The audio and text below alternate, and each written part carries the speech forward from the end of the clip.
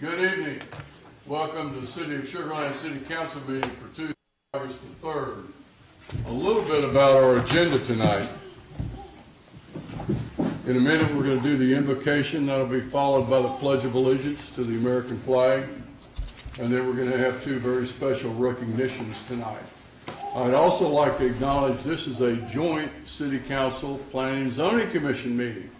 So we have our chair, Matt Gallagher, the esteemed Planning and Zoning Commission members are here. If you guys could please stand and be recognized. Gals, guys.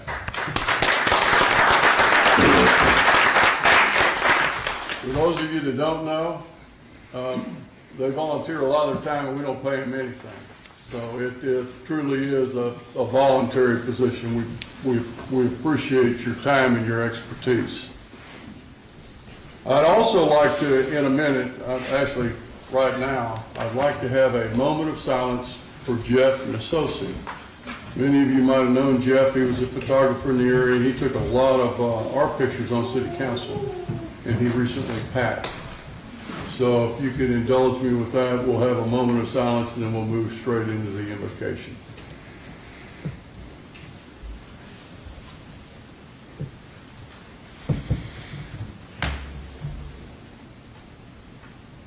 Thank you.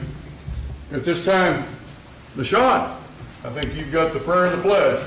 Please bow your head as I pray. Dear God, first let me say thank you on behalf of all of us who are gathered here today. Thank you for your many and abundant blessings. Thank you for life itself, for the measure of health, and for friendship during these times. Thank you for the ability to be involved in useful work and for the honor of bearing appropriate responsibilities.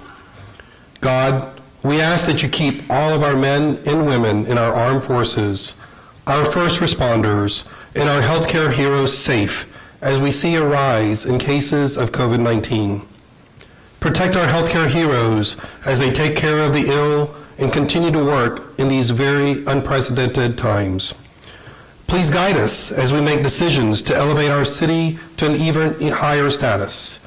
We ask that you guide us along the right path and keep us under your protection and grace. In your name we pray, amen. Please rise. I pledge allegiance to the flag of the United States of America and to the republic for which it stands, one nation, under God, indivisible, with liberty and justice for all.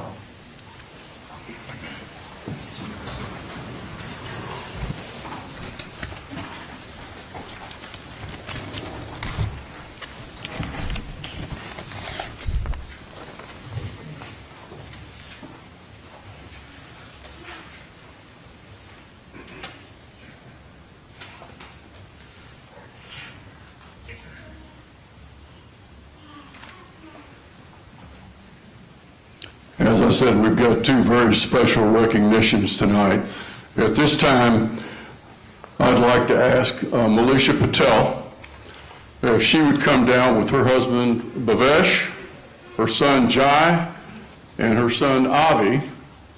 And then we also have some very special people in her life, Lynn Bratton, Amy Hobbs, Celeria Fletcher, Matt Kelly and wife Jen, Crystal Poffenberger, and Jillian Alexander. And if you all would please come down.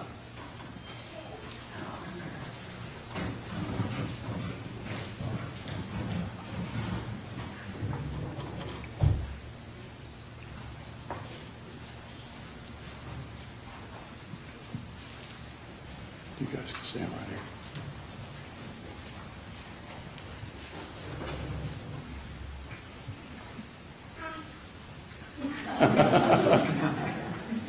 We've got the newest member of the Memorial Hermann team, and it's coming down right now. So this is really a special recognition for me. Militia and I have known each other through the chamber, through her being CEO of Memorial Hermann Southwest in Sugarland. But it's really more than that. You know, when the pandemic hit last year, we called upon her and you all, and we called upon you with a special mission. We didn't know anything about the pandemic. We didn't know anything about what it was any more than you all did. but we called on you to respond, and we called on you to respond to something that none of us knew anything about. And as we learned together, what kind of a disease it was, Sugarland and Fort Bend, I think, stood out from all the counties in Texas, and certainly Texas among the nation, because of the response that you all and your colleagues did here.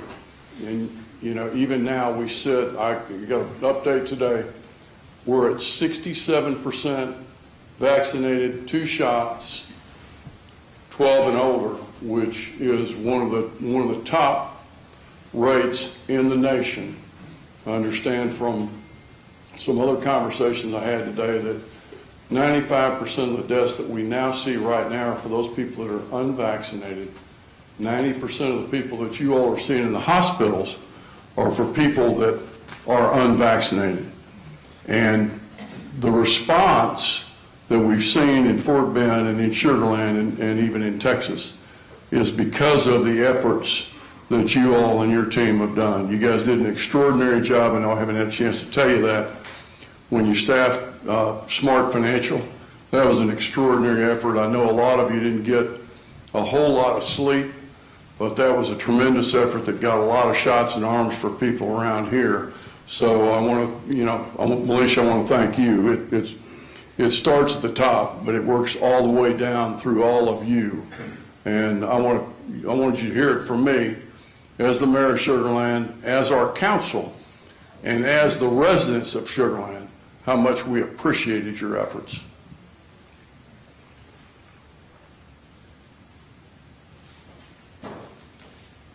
We're going to recognize Militia tonight because she was presented in the Houston Business Journal, the most admired CEO honoree. And this is a certificate of recognition.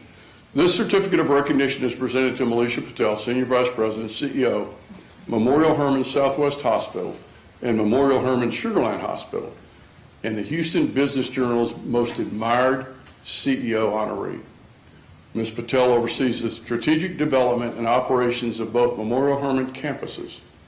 Prior to this role, during her time as Vice President of Operations for Memorial Hermann Southwest, the hospital received recognition for excellence in nursing services by the American Nurses Credentialing Center Magnet Recognition Program. Militia is an active member of the Fort Bend Chamber of Commerce, Texas Hospital Association, Indo-American Chamber of Commerce of Greater Houston, and Trinity Healthcare Administration Board. She was also recognized by the Houston Journal in 2019 as a 40 under 40 honoree. You and your husband don't look like 40 under 40. And this is presented on behalf of me as the mayor of Sugarland and our city council. So Militia, let me present this certificate to you and thank you for the outstanding job that you've done. And let me bring you down front and let you address the crowd. Thank you, Mayor, and thank you, City Council, for the opportunity to be here today. I'd first like to start off by thanking my family for giving me the support and opportunity to do what I love, which is work in a field that provides so much meaning to me, and that's healthcare. Also want to thank this wonderful team because without them and the troops back at the hospitals, we kind of accomplished what we did over the past few years and what we continue to do to improve the health of the community. I do want to say thank you to the Sugarland community because we received so much support from our nonprofits, from our small businesses, just from the entire community, from you, Mayor, calling, checking in, members of City Council, delivering food to not just the Memorial Hermann hospitals, but all area hospitals, and just the partnership and collaboration. And I think that's what makes this city so great. And so I want to thank everyone for their support. I will accept this recognition on behalf of the incredible employees and physicians and leaders because it's them they're a testament to where we are today. And we still have a lot of work ahead of us. So thank you for this recognition.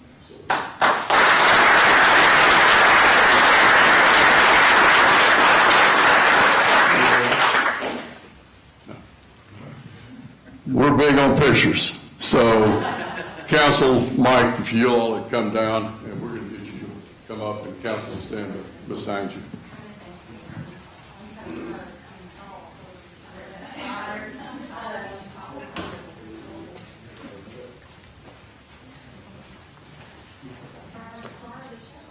Yeah. She's got a good picture.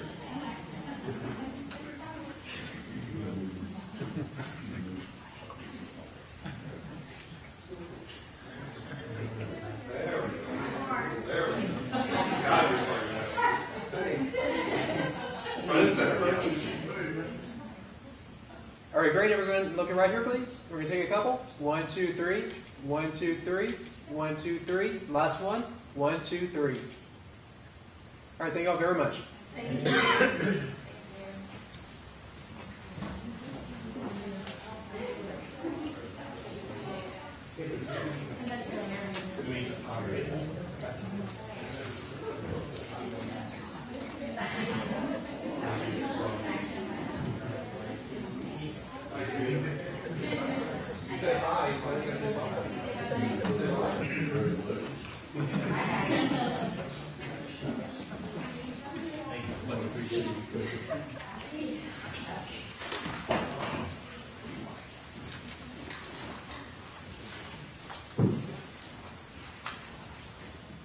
We may have a new mayor in the audience right there. She's ready to assume power right now. Come on down, Mike. The next recognition is, it's not only very special to the council and to Mike, who was mentored by this individual, but many of our staff in the audience who are now assistant city managers, a deputy city manager, many of our directors were under the leadership of Alan Bogart. And Alan, many of you don't know, Alan received this year, he received the Texas City Managers Association Lifetime Achievement Award. And when you look at Shoreline and what we are today, and Alan, you came in as city manager about the time I was on P&Z. I was on in 2000, I think you were 2001. He served as our city manager for almost 21 years. That's unheard of in the business, with politics and city councils and the fact that the city manager reports to the city council. That just doesn't happen very often.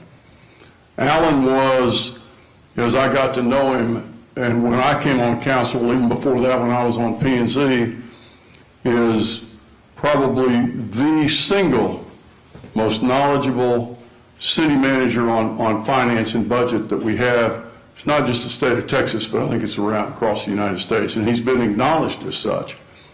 But even more than that, he was a colleague.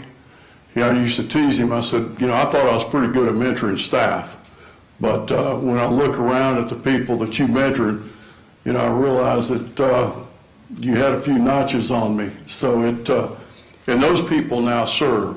Jennifer May, deputy city manager. Mike Goodrum's our city manager. Cindy Dees is our city council liaison. Chris Thubing, city engineer, now assistant city manager. Doug Brinkley, former police chief, now assistant city manager. I mean, everybody that's in a director level position, you probably had a hand in mentoring those people and bringing those people up. So this is about thanking you not only for that, but when you look at annexations, First Colony, River Park, New Territory, and Greatwood, those are all annexations. By the way, that's about a little over 60% of our population. Alan had a hand in doing that. Smart Financial, Constellation Field, the stuff that we achieved at Shoreline Town Center. You were city manager just as the town center concept. City Hall was built, I think, in 2003, and we worked that through. He was part of the team that put that package together, And we used to laugh. We think, Thompson used to say, former Mayor Thompson used to say, the only two people that understood the financials of Town Center were Allen and Dean Boccic. And everybody else just kind of followed along because they thought it was a great idea too. And if Allen said it was okay and Boccic said it was okay, it must be okay. So a lot of the growth that we've had, and even now the city that we enjoy and we have the benefit of now, about 126,000 people, recent recognition, safest city in America. They just can't add. It's really the first safest city in America. A lot of things that many of us enjoy that we've been here for a while are due to your leadership, both directly and indirectly. So I want to, before I read you certificate of recognition, I want to let Mike say a few words too. Thank you, Mayor. Prior to receiving this award, Allen received the International City Manager Association's highest award. It is rare company to receive both of those. And the thing about Alan Bogart is he never was out for awards. He was never about self-serving, never about creating that platform. He was about creating community. He was about developing people. And it's great to see these things follow that, and for Mr. Bogart to be up there with the legends in this profession. Every single director is here because of Mr. Bogart, and we're not here for ourselves. We're here to serve this community, and that's directly from what we learned from Alan. Also, this nomination came from 4 different organizations. This was a broad Texas nomination for this man to be named this award this year. So just on behalf of all of our employees who miss you and who are so appreciative of your impact on all of our lives and our ability to serve our residents, which is why we all do this, we'll forever be in debt to you. And we love you and we miss you, and congratulations. Thank you. Thank you. Alan, I'm going to ask you and Claire to come down now, and we're going to give you this certificate of recognition.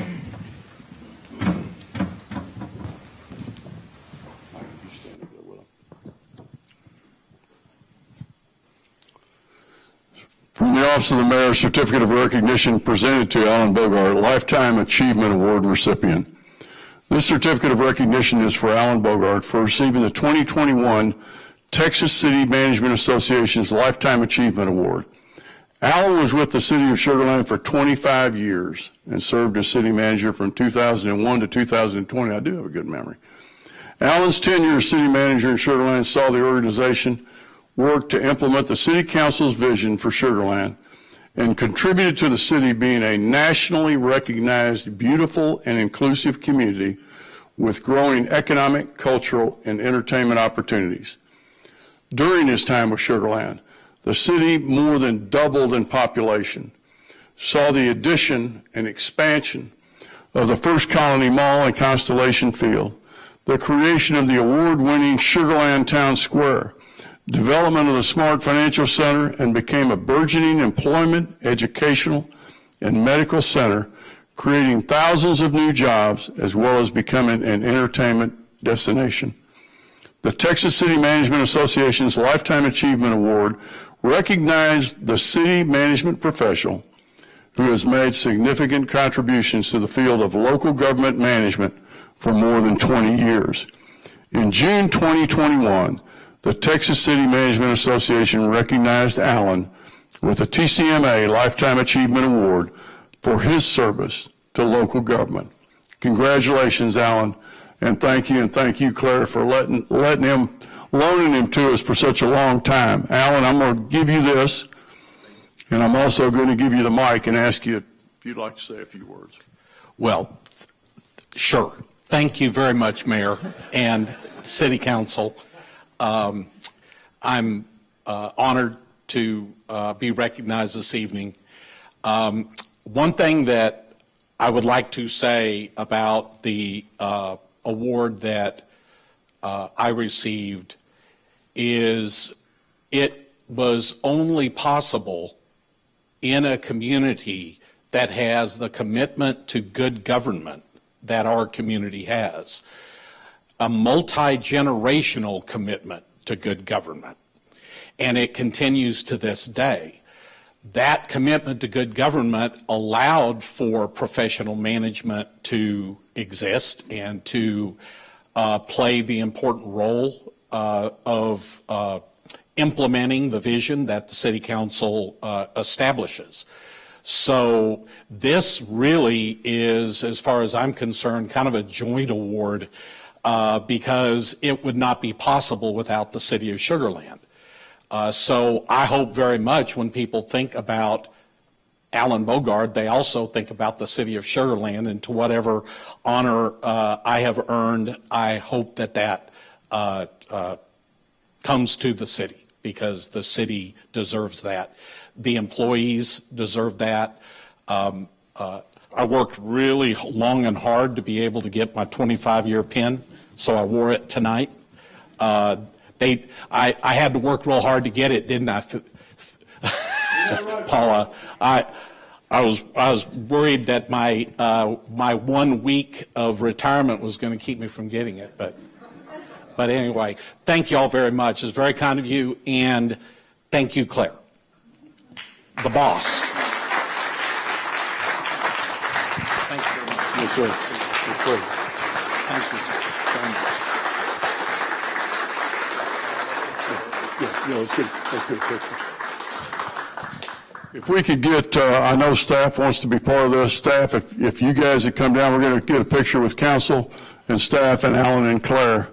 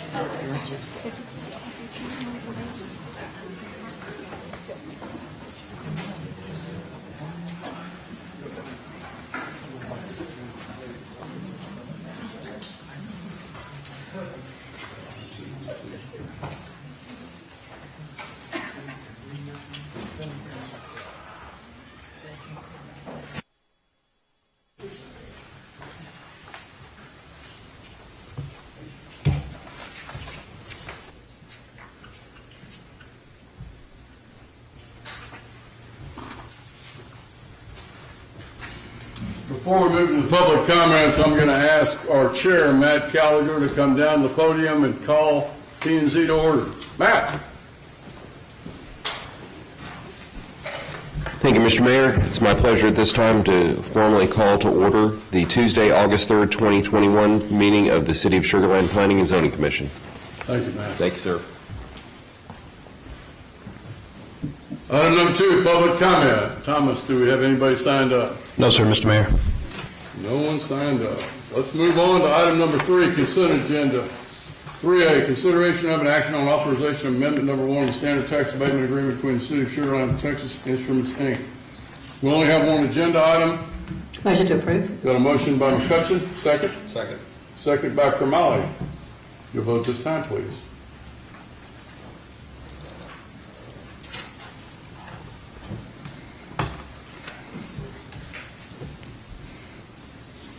And it passes 7-0. Thank you, council. Item number 4, ordinances and resolutions.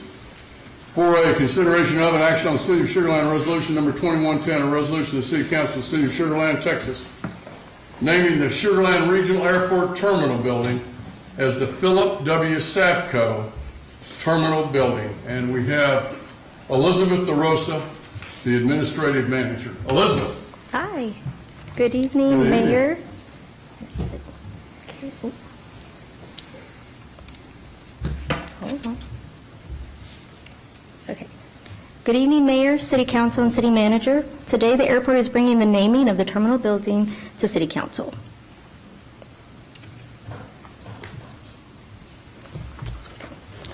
The terminal was built in 2006. The design concept for the facility was inspired through Texas hospitality. It is a 20,000 square foot ranch-style building with Texas touches. This was an improvement to services and provided additional space for clientele, as the previous building was approximately 2,000 square feet. Because the former director of aviation, the late Philip W. Safco, was immensely involved and has a personal connection to the facility, the proposed name is Philip W. Safco Terminal.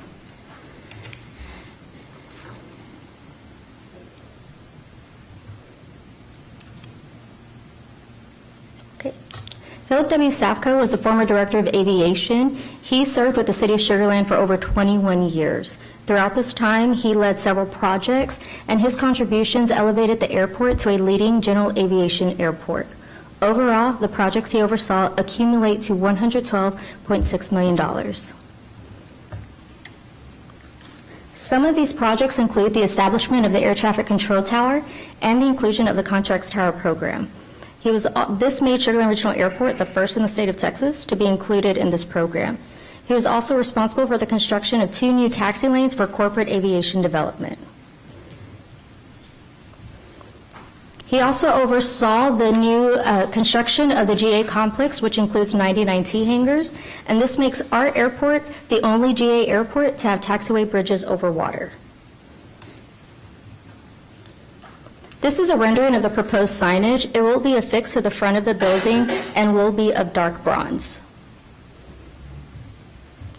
Additionally, we are working on a dedication plaque, and this will be affixed to the entryway of the terminal building. Airport staff has reference policy, and it will be of cast bronze, and it will be consistent to the other facility buildings that have plaques as well. Airport staff brought this item to the EDC in May of 2021. All that were in attendance supported the item. Since then, airport staff has worked with legal for resolution number 2110, and this states the policy in which city-owned property and facilities may be named. Individuals who are deceased and have a history of performing exceptional community service or contributions to the facility's best interest may be recognized. Of this criteria, Mr. Safco actively promoted and directed community events and activities which have enriched the quality of life within the community. He also actively promoted and directed efforts to improve the aesthetic appearance and environmental quality of the community. Airport staff respectfully request the approval of resolution number 2110. Once this is completed, airport staff will begin planning a small ceremony to unveil the new name. This is anticipated to take place in early October 2021. I can answer any questions you may have. Thank you, Elizabeth. Any questions? I'd like to recognize, Elizabeth, would you like to say anything? Okay. I'd like to recognize Randy Safco. He's here. He's here for the family. The family could not be here. Randy certainly served the city of Sugar Land with his brother for all that time that Phil was here. Randy, thanks for coming down. Thank you. Do I have a motion? Motion to approve. Got a motion by Lane. Do I have a second? Second. Got a second by Jacobson. Your vote at this time, please.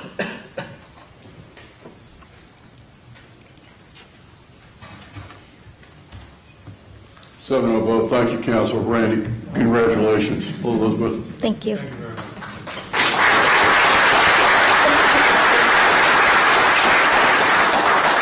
Item number 4B, consideration of an action on City of Shoreline Resolution number 2116, a resolution of the City Council of the City of Shoreline, Texas. In opposition to FEMA Risk Rating 2.0, any effort requiring mandatory purchase of flood insurance for properties protected by levees and the use of levee safety program dollars for FEMA levees risk assessment rather than levee enhanced protection measures. We have our own Rick Ramirez, our Intergovernmental Relations Manager. Rick. Thank you, Mayor. Good evening, Mayor and City Council. Mike. Before we get started, I just want to recognize that I do have Jorge Alba here with me and Jesse Lee, City Engineer, to help with any questions that we have on this item.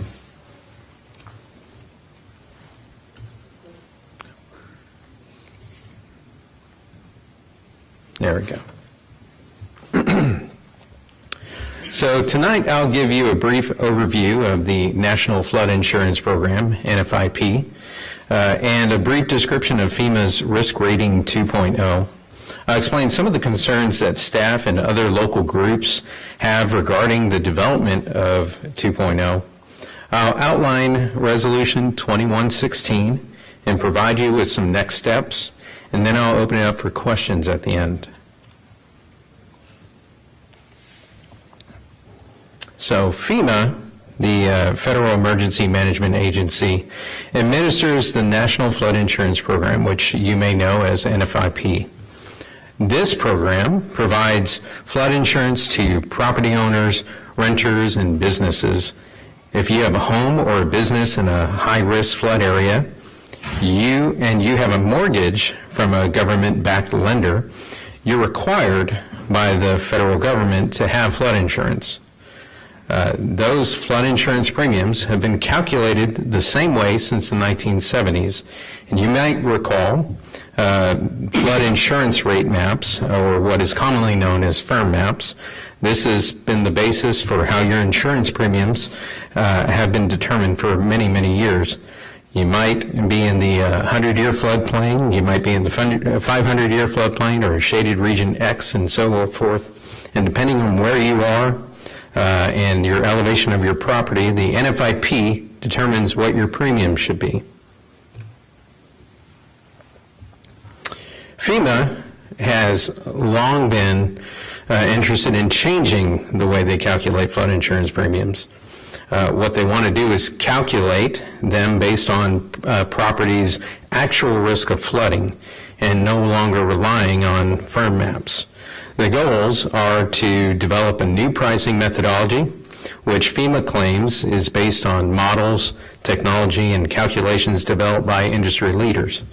They're hoping to provide a more equitable premiums that better reflect the property's risk of flooding. And I just want to say that staff doesn't take issue with any of those goals. However, as I'll explain in later slides, we want to encourage FEMA and congressional leaders to ensure that the development of this new methodology is done in a transparent and repeatable way, meaning we have to be able to look at the same data that FEMA has and back into how they're creating flood insurance premiums. But I'll give you more on that in a little bit later. FEMA announced that they were going to be making this change back in April of this year, but the new methodology will begin affecting premiums in October of this year. As FEMA has announced that they will be rolling out Risk Rating 2.0 in two phases. Phase 1, any new policy after October 1st of 2021 will be subject to the new rating methodology. You may have read in the executive summary of this item that FEMA estimates that more than 95% of Fort Bend County policies will see an increase due to Risk Rating 2.0. That's of the over 64,000 policies. In Texas, more than 86% will see an increase, and in the nation, more than 77% will see an increase.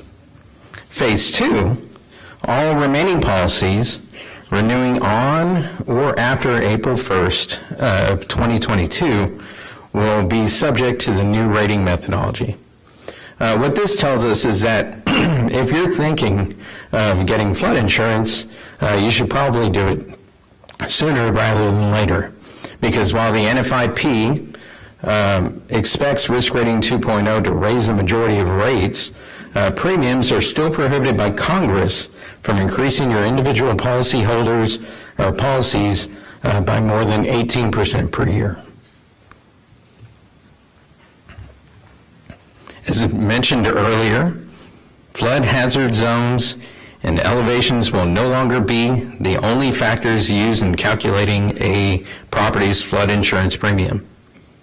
Premiums will reflect an individual property's flood risk based on a variety of factors, including flood frequencies, how close you are from a body of water or the coast, and whether or not a property is protected by a levee. As I alluded to earlier, staff is concerned that neither FEMA nor the U.S. Army Corps of Engineers has disclosed underlying assumptions, data, models, rates, or program cost. Therefore, it is impossible for those studying the methodology to recreate rates. There has been no public input or review of the methodology, which would normally be required through the Administrative Procedures Act or the Information Quality Act. And there have been no rulemaking proceedings, which would normally occur, especially for such a monumental change in insurance policies. Resolution number 2116 seeks to oppose 2.0 unless FEMA can comply with the Administrative Procedures Act, the Information Quality Act, and follow federal rulemaking procedures. The resolution also opposes any effort to require mandatory purchase of flood insurance for properties protected by accredited levees. And lastly, we want to ensure that no funds that are supposed to be used for improvements to levees under the Corps of Engineers Levee Safety Program are diverted to levee risk assessments. The funds need to be kept for their initial purpose. The bottom two position statements that you see in front of you are defensive positions meant to ensure that should FEMA seek to make flood insurance mandatory in levees or divert levee funding, that congressional overseers and FEMA understand our position. The resolution also confirms City Council's belief that it is important for FEMA to seek input and advice from state and local governments on issues that have direct impact on their residents. And it also states that City Council expects FEMA to fully understand the implications of Risk Rating 2.0 on residents living in coastal and riverine areas. Before I lay out staff's recommendation, I'd like to inform you that we brought the provisions of Resolution 2116 to the Intergovernmental Relations Committee at their June meeting, and the IG Committee, at the July meeting. The IG Committee recommended that we bring the resolution to the full City Council for consideration. After the successful passage of Resolution 2116, we will continue our advocacy with our partners at the county and neighboring cities, as well as state and federal leaders. The IGR office will continue monitoring upcoming congressional infrastructure and appropriation bills as they relate to Risk Rating 2.0 and respond accordingly. So with that, staff recommends the passage of Resolution number 2116 regarding FEMA Risk Rating 2.0. And I'll open it up for any questions that you may have. Questions? Anybody on the IG committee want to address the recommendation? Carol? Yeah, I'd like to thank you, Rick, and staff for all of your hard work on this. FEMA's lack of transparency, lack of public review, and input from state, city, county officials is very, very disappointing. So anyway, I'd like to make a motion to approve. Got a motion by McCutcheon. Do I have a second? Second. Got a second by Jacobson. Your vote this time, please.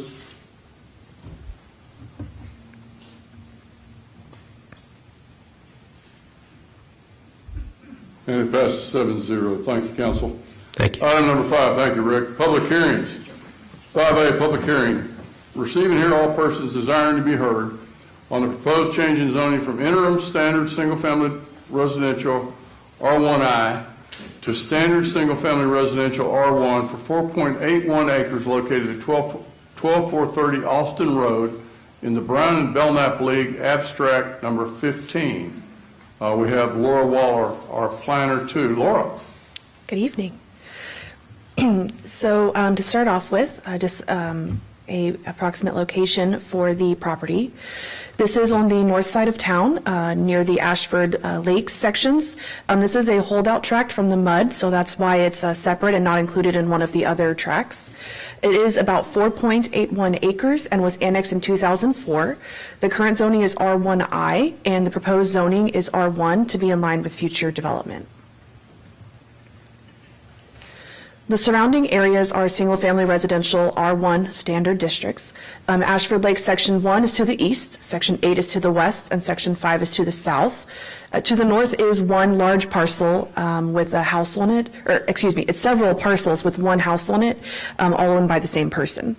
Approximately 4.81 acres of land, and it has been cleared, however, it has never been developed. So the owner is now proposing to develop this as a small single-family neighborhood, and the proposed zoning is standard single-family residential. Again, as I mentioned, the proposed zoning is R1 zoning, and it is compatible with the future land use map. The future land use map here on the left does identify it as suburban neighborhood, as well as the surrounding Ashford Lakes is all suburban neighborhood as well. So this is in line with the comprehensive plan and the future land use map. A couple of photographs of the existing site. So there was a public hearing sign posted at front of the property, as well as you can see the photo on the right is just the empty kind of grass field where there is proposed to be development. The Planning and Zoning Commission did hold a public hearing on June 24th. Several comments were made and 2 speakers were present to speak to the commission at that time. The primary concerns were for the density and size of the development because it is a fairly small area. Residents of neighboring neighborhoods were worried about the impacts to their neighborhoods of this new development. They were concerned maybe it might be too dense. There were some rumors of multifamily or townhomes or zero lot lines as well, which they thought was too much for the property. Fortunately, they were able to be assuaged because the staff did explain that this is going to be a standard single-family home, exactly like their neighborhoods that are existing. There was also an additional concern about the sound wall that is required for all new subdivisions. The Ashford Lakes HOA is currently replacing their sound wall that was built before annexation, and they are concerned that the new sound wall fence that goes along the front of the neighborhood won't match or won't be complementary. So they were hoping that staff would be able to control that in some way. There are material requirements and height requirements for that, so that did take care of most of the concerns. There were also their existing fence was crumbling and creating some issues on their sidewalks, so they just wanted to make sure that this fence would not do that in the future. And with the development code requirements, that is not going to be an issue. So the concerns were addressed by staff and the commission, voted unanimously to recommend approval of the rezoning. The public hearing requirements for this evening were all met. As you saw, the sign was placed at the front of the property. We did send out mailers to property owners within 200 feet and published the notification online and in the paper. Since the time of the last meeting, staff has received no further inquiries and is not aware of any opposition at this time. So your points for consideration this evening, there is a 4.81 acre tract that was annexed in 2004. The zoning is still interim because it is vacant. It is not platted or developed yet. The R1 zoning is compatible with the existing adjacent subdivisions to the east, west, and south, as well as it does align with the future land use map and is not in conflict with the comprehensive plan. Alston Road is classified as a minor collector, so it's adequate to serve the development. And the Planning and Zoning Commission did vote unanimously to recommend approval of the rezoning. Therefore, staff does recommend holding the public hearing, followed by the consideration and first reading of Ordinance 2242, and staff is happy to answer any questions you might have. Thank you, Laura. At this time, we're going to go ahead and open the public hearing. Is there anyone that would like to speak on this particular issue? Mr. Mayor, we have no one signed up. No one signed up, okay. Second call. This time, we're going to close the public hearing. Let me read the item. First consideration of an action on City of Sugar Land Ordinance Number 2242. An ordinance of the City Council of the City of Sugar Land, Texas, providing for a change of zoning from interim standard single-family residential R1I district to standard single-family residential R1 district for approximately 4.81 acres of land located at 12430 Alston Road between Ashford Lakes sections 1 and 8. Any questions, council members? Motion to approve. I've got a motion by Watley. Do I have a second? Second. Got a second by Kermali. Before we vote, I've got a question. Laura, this subdivision at R1 will have to comply with not only the land use plan, the development code, and the zoning regs, correct? Correct. So whoever decides to develop it, it's going to have to be in accordance with all that criteria. Correct. Okay, I've got a motion, I've got a second. Any other questions? You'll vote at this time, please.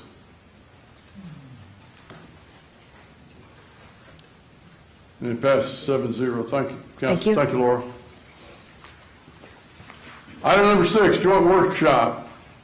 6A, review of discussion on the proposed goals of the mobility master plan and the community survey with the City Council and the City of Sugar Land Planning and Zoning Commission. At this time, we're going to take a brief recess and we're going to reconvene back in the Kane Room in 161.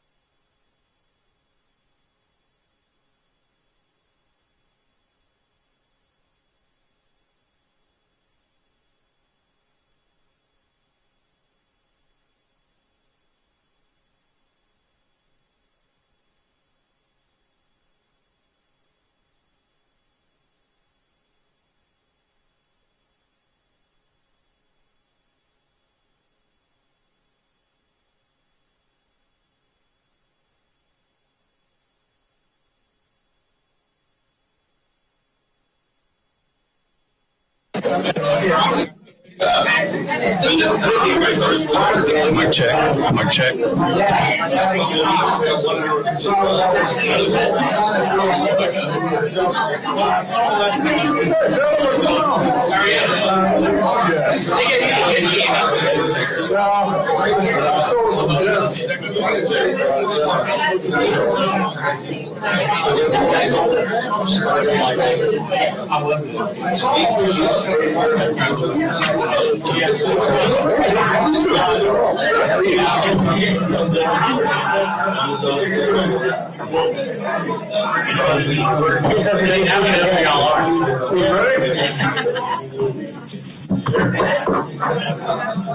This time we're going to reconvene.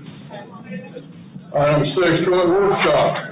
Review and discussion on the proposed goals of mobility master plan and the community survey of the city with the City of Sugar Land Planning and Zoning Commission.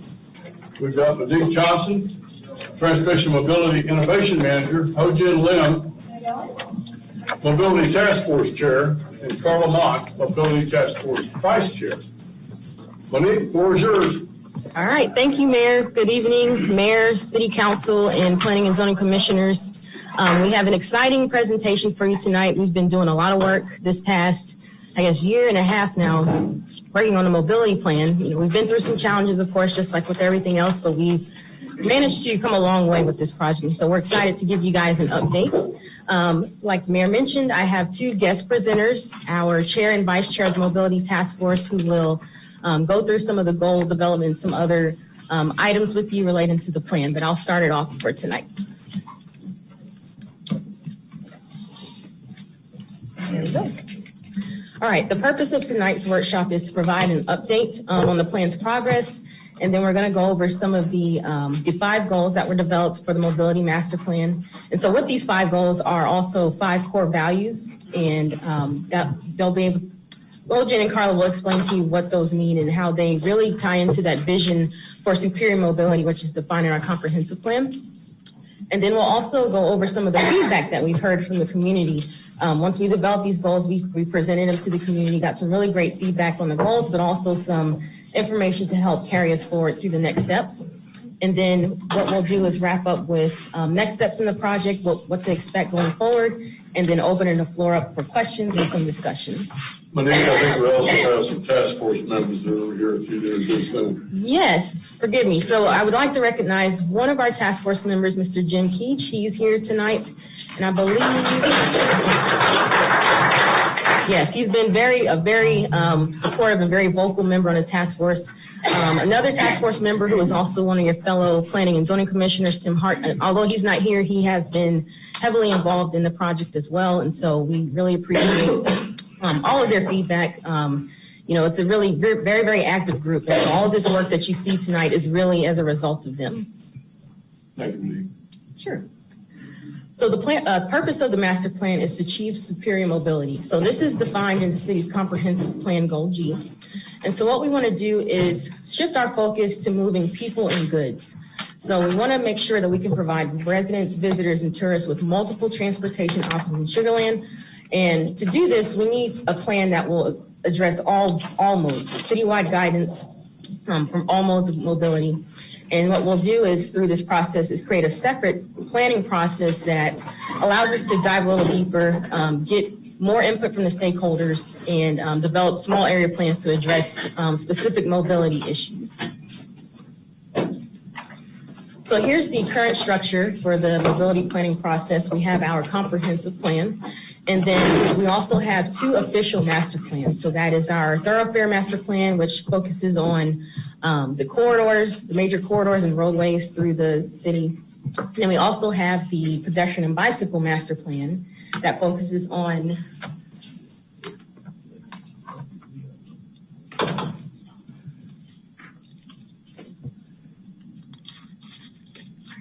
Thanks, Thomas. So we also have our pedestrian and bicycle master plan, which focuses on those other modes, walking and biking. And then we also have what's called a guiding document, and that's our comprehensive mobility plan. And so this just provides pretty broad citywide guidance for multiple modes. So it includes freight, transit, but also roadways and pedestrian bicycle as well.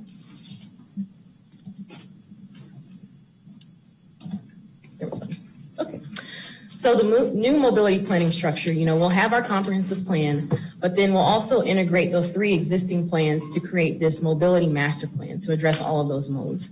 And so, like I said, that will provide that citywide guidance.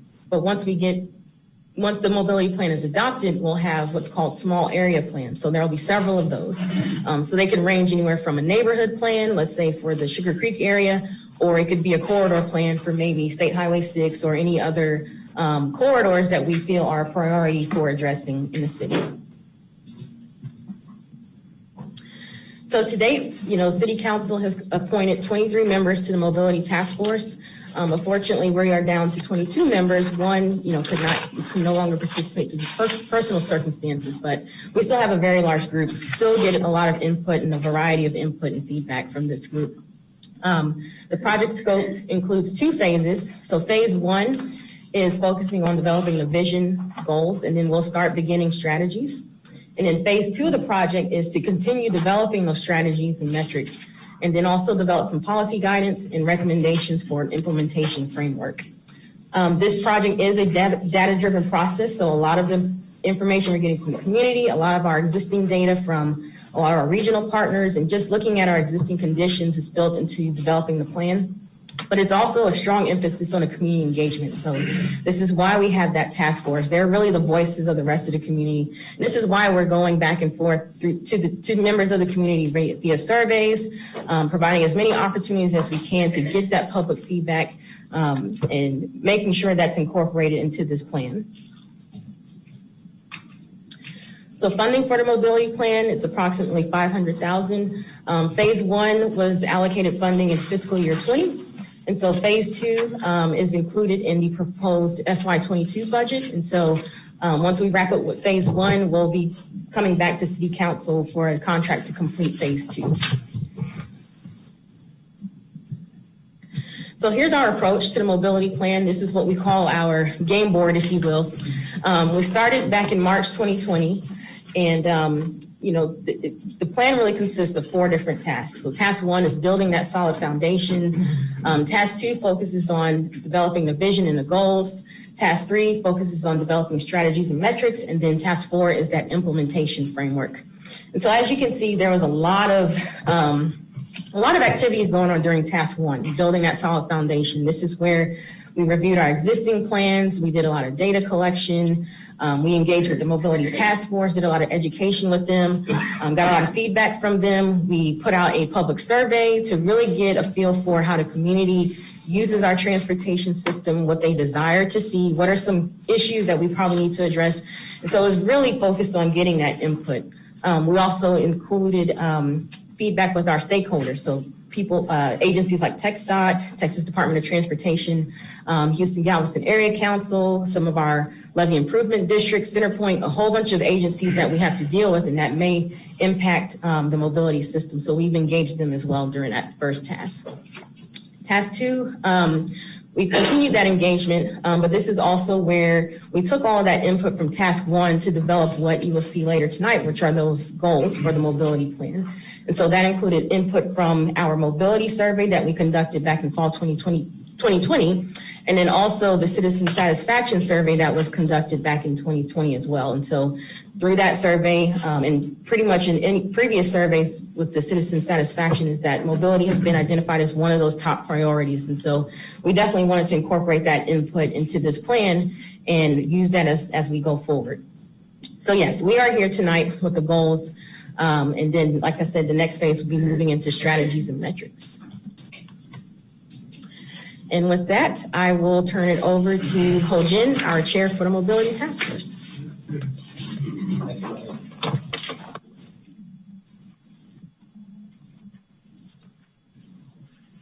So good evening.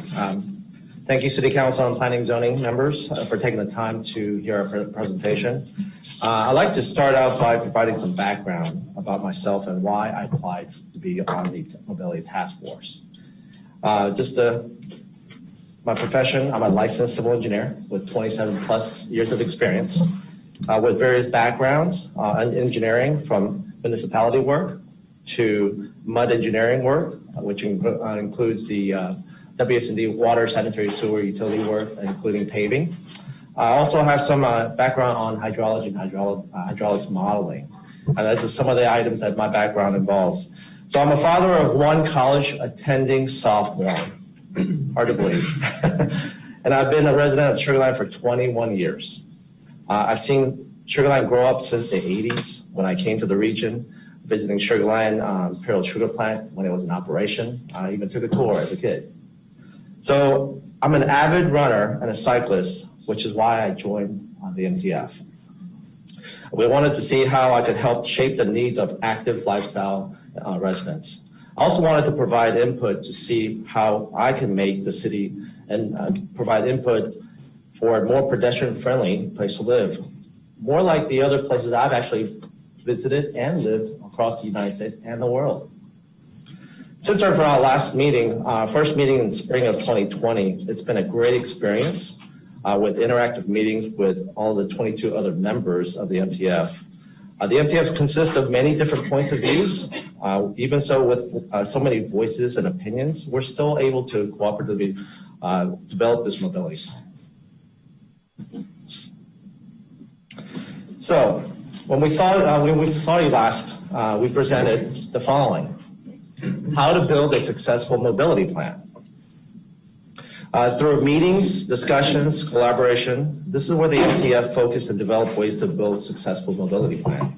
Some of the key features of the mobility plan are by focusing on community needs and desires, creating a call to action and asking, why are we doing this?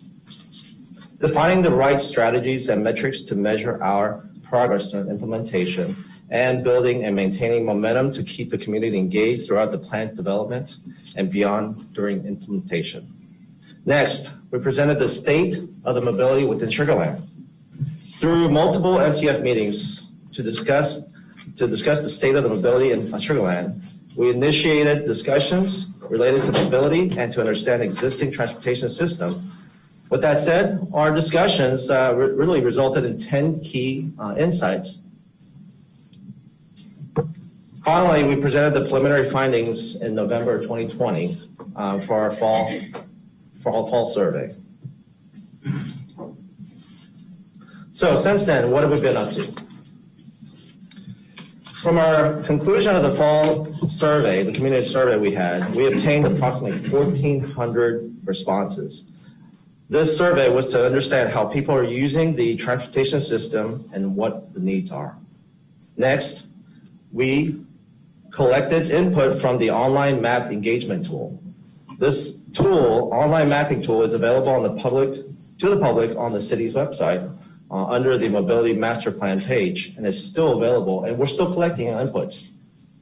Next item, city staff had conversations, as mentioned by Monique. City staff had conversation with the business community, surrounding cities, and technical advisors, which includes TxDOT, Houston Galveston, Area Council, Fort Bend County, Centerpoint, Fort Bend ISD, even the Lamar Consolidated ISD. We've also had regular MTF meetings. With these meetings, we've experienced streetscape exercises. I've never had that before. I thought it was fantastic. Discussed self-guided city tours. I'm going to say, Carla, Vice Chair here, she and I actually took a bike tour around the city, and it was fantastic. We even provided feedback to the staff, took videos, which I think a commercial was put out. So it was fantastic how we did this in order to provide the value input for them. And we also did scenario planning exercises. We even had, as you see on the picture, we even had the Facebook Live panel discussion about Sugarland mobility, which was back in May of 2021. Many of the MTF members had also conversations with people in the community. For instance, I would actually run around in the parks, and random strangers, I would talk with them, and they would tell me certain aspects, because I would ask the question. I would say I'm on the mobility task force, and I would ask them what they wanted to see. So inputs like that was valuable for me to take back to the staff. So as part of the next development of mobility plan, we focus on the core values and goals. Through development and discussion, we had follow-up on surveys and spring of this year. This will be discussed later in the presentation itself. So This is our next step in the development of the mobility plan. Mobility plan master cores and values and goals. Core values. As part of the setting the core values, we reviewed various aspects, one of which was to review the 2012 comprehensive plan, as mentioned again by Monique here, where goal G was to have a superior mobility. As part of the mobility plan development process, we realized that we need to define what superior mobility is really, what it means for Sugar Land. Next, we just used the data from the state of mobility and public survey responses to help develop the 5 core values that you see below. This is described. This will be described later by Vice Chair Carla Mott. Lastly, through robust discussion and feedback from the MTF, we refined the 5 core values which help define the superior mobility vision and the goal statements to support each core values. So core values and goals. As part of the development of the core values and goals, we actually began with 10. We actually narrowed it down, had further discussions, narrowed it down to 5, as you see there. Goal statements, which is next to the actual core values, further define and ties back to the vision of the superior mobility. Here we see the safe and connected, inclusive and accessible, healthy and active, innovative regional leader, and proactive and resilient. Now, with that said, I'd like to introduce our next speaker, Vice Chair Carla Mott.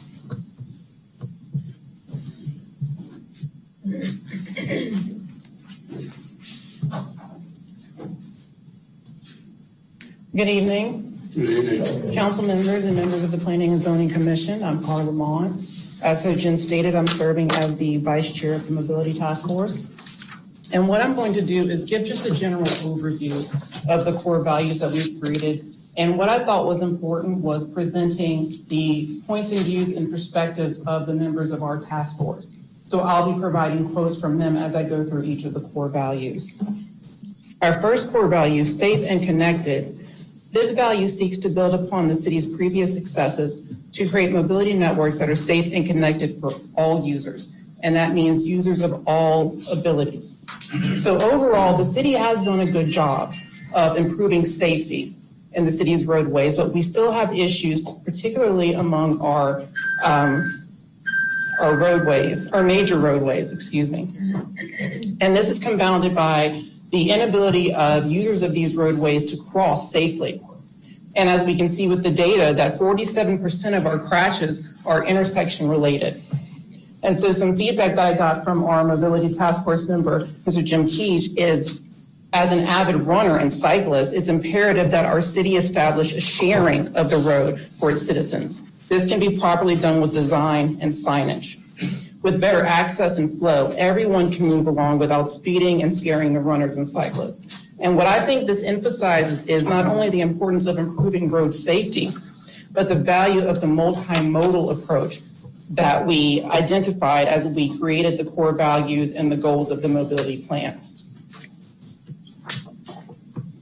Our next value, inclusive and accessible, seeks to enhance travel within Sugar Land to be more convenient, inclusive, and reliable by addressing critical barriers to mobility. Now, it's important to notice that the community, over half of the mobility survey respondents, don't believe that seniors, children, teenagers, and people without driver's licenses are served well by Sugar Land's transportation system.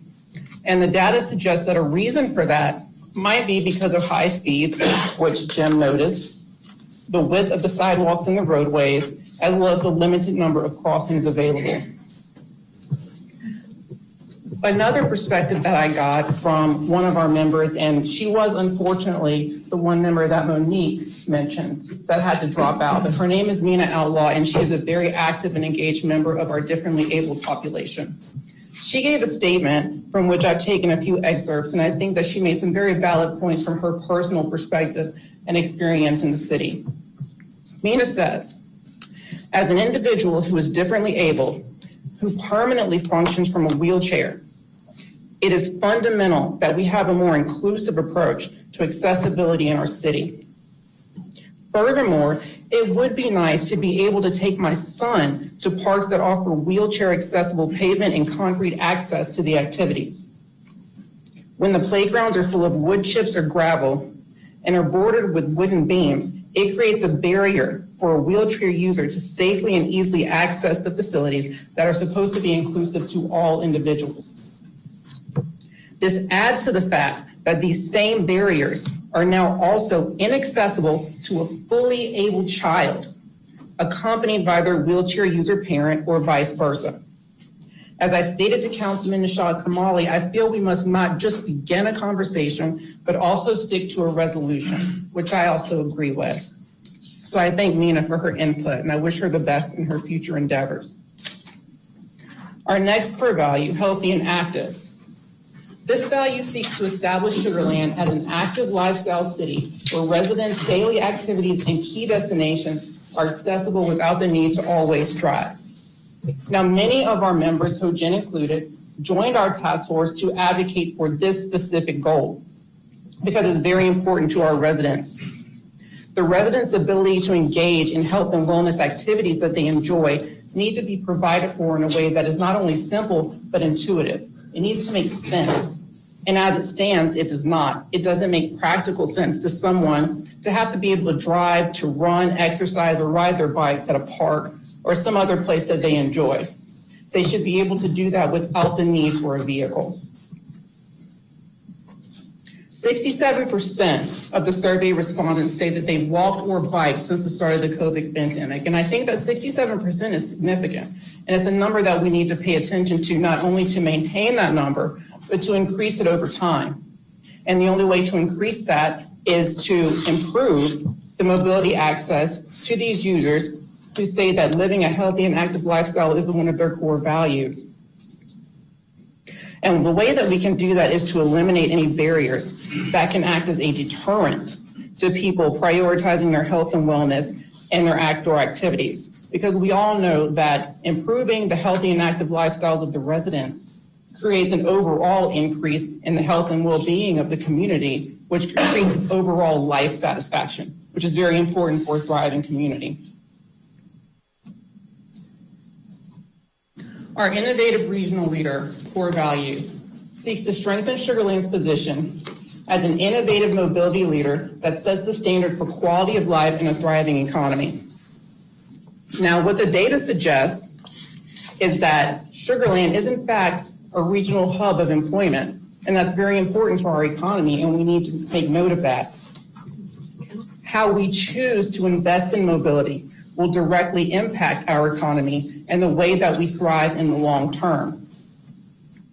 It will also affect our position in the region. If we seek to be a leader in the region, we have to make use of not only what we have, but what we can attain for the future.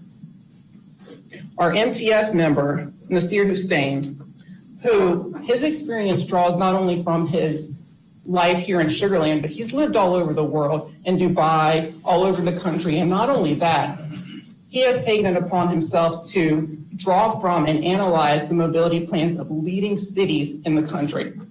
So his feedback is paramount. And what he says is, as an engineer working in telecommunications, I would suggest the city utilize technology and innovation to provide cost-effective solutions to city mobility. What he suggests is usage of CNG, which are natural gas vehicles, in the city, and providing EV charging infrastructure to promote environmentally friendly transportation. He also states that education of carbon footprint and introduction of carbon credits to local residents can improve the air quality and will directly impact the health of city residents.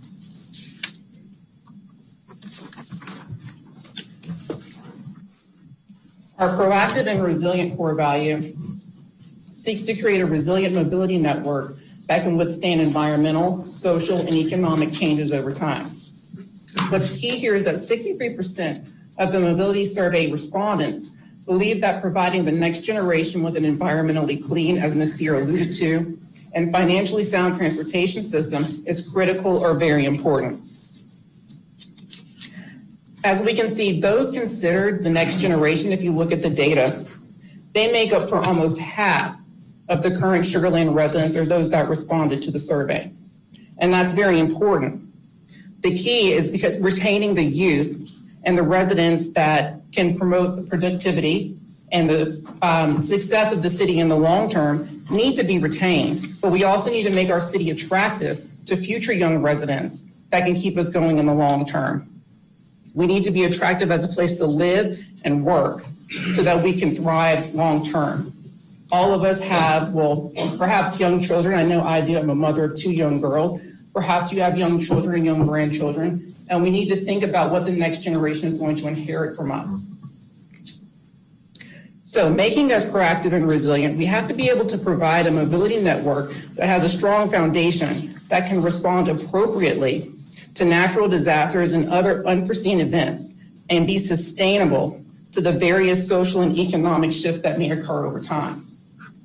Now, I got some feedback from our MTF member, Jim Logwood, and Jim says, with respect to being proactive and resilient, the past 2 years has taught us how quickly circumstances can change.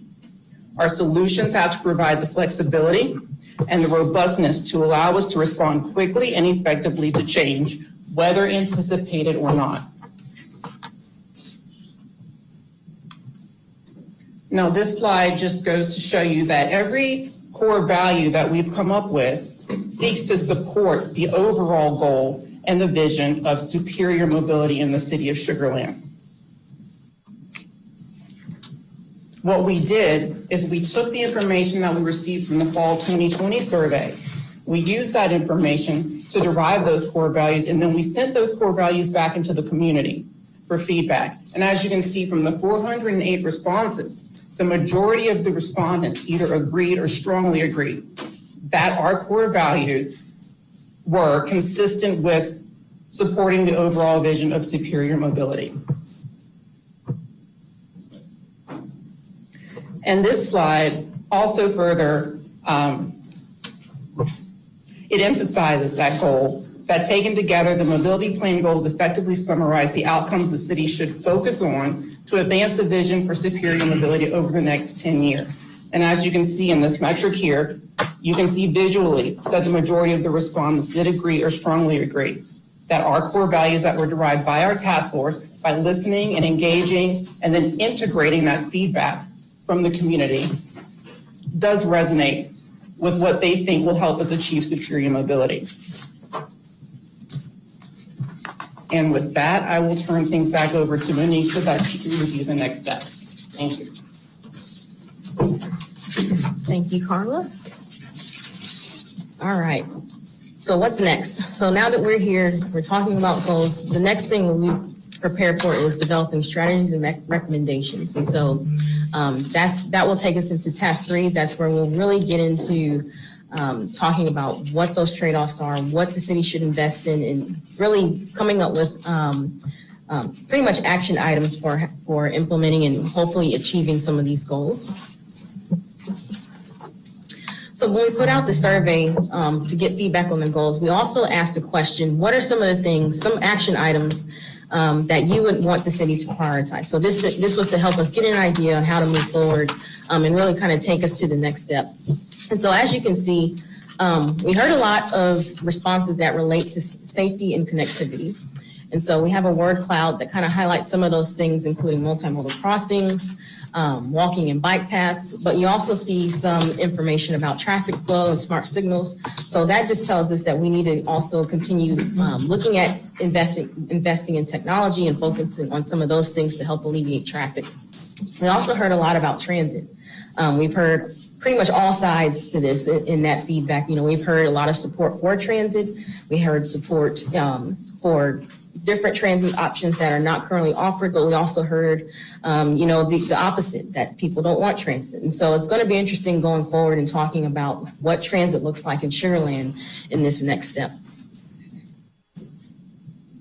As mentioned earlier, we still have the community mapping tool.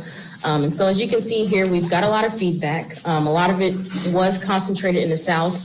And so what this does is it just tells us when we move into this next phase, we need to make sure we focus our efforts and make sure we get more feedback on the North side and more of a diverse and more widespread input. But This is still available for the community to go and provide input on. We plan to leave this up for a while because it is going to help us with this next phase as we transition. So following tonight's workshop, we will complete task 2 once we receive concurrence from City Council and the Planning and Zoning Commission on our goals for the mobility plan. And then what we'll be able to do is begin task 3, which is starting to work on developing those strategies and metrics for the mobility plan. And so below is a graphic that shows the overall timeline for the plan. So we started in 2020 last year in the summer. Currently, we are on task 2, pretty much wrapping up task 2, and then we hope to begin task 3 in the fall, which we may get a little bit early start depending on the outcome of tonight.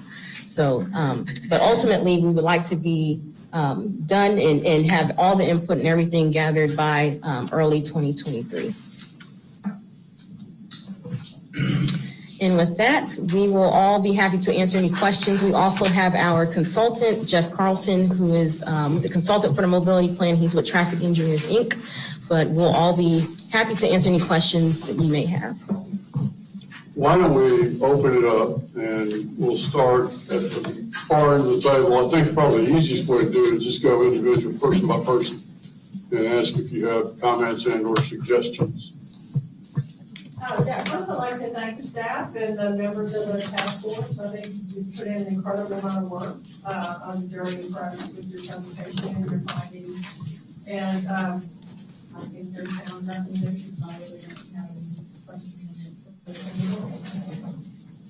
I will echo what Commissioner England said. I think what you guys put together is a fantastic package. You did a great job. I was reading yesterday when we got sent, and this echoes mine. The way you guys gathered information was spectacular, reaching out to the residents. I just got back from the mountains of Colorado. I spent 10 days there, and they've got a mobility plan. They've got, at least as far as, the outdoors go, sidewalks that are drained in the street, and buses and trolleys. It excited me when I saw that because I was like, damn, sure, I have to really do something like that. So I concur. It's a great plan, and thank you for putting it together. Thank you. You've worked so hard. I've spoken to many of you about, we've had a lot of conversations, so thank you for your hard work. I know you worked hard on this. And many people commented I did the survey. I hope everybody in here did the survey. I only have a couple of questions. Basically, it's on the use of transportation system. What system did we ask in the survey about? All systems or bicycles? Or I know bikes are a big deal right now because a lot of people are using the bike system. So that's something we need to implement. But was that the system we primarily talked about? No. So we asked about everything. Okay. We asked about everything in the system. So that's bicycles, pedestrians. It's also transit. It's people who drive, which is the majority of us. Traffic flow. We asked about safety. So it actually expanded beyond just modes of transportation. It also asked questions about programming and what they would like to see. So it goes beyond just the physical or, the physical ability to get around. We want to know, what should we invest in? It talks about safety and enforcement. And so it really covered a broad spectrum of mobility. Thank you. My second question is, I know that you have a list up there. Do you have these prioritized as to what the people want and what we can offer to them in a prioritized list? So we knew this question was coming. So we tried not to prioritize them. Now, we have data that technically does prioritize them, but we tried not to rank them, if you will, because they're all interrelated.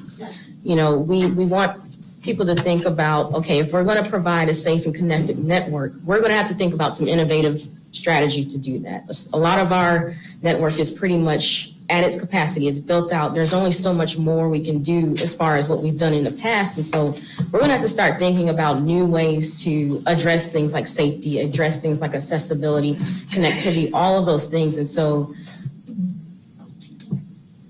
we don't want to rank. We don't want to say, okay, we're going to focus on all safety projects and not think about being innovative when we do those projects.